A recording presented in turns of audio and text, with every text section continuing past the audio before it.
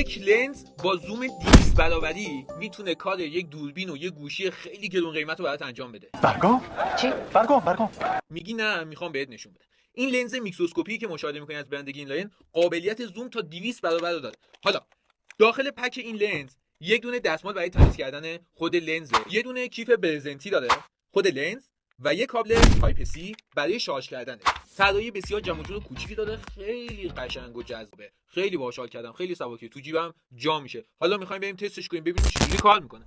دکمه‌شو نگه می‌داری که با این نوری که داره بتونی اون اجزای تشکیل دهنده شیئی که می‌خوای و تا 200 برابر ببینی. حالا نصبش کردی، به همین صورت که مشاهده می‌کنی روی همه گوشی‌ها می‌تونی استفاده کنی. می‌خوایم اجزای تشکیل دهنده این چیپ برزنتی رو در بیاریم. چطوری؟ اینو می‌ذاریم روش و این تصویریه که به شما توی خروجی میده. خیلی جذابه خودش. با داشتن این لنز دیگه لازم نیست بری چندین میلیون پول گوشی و یا دوربینی بدی که قابلیت زوم 200 برابری برات داشته باشه.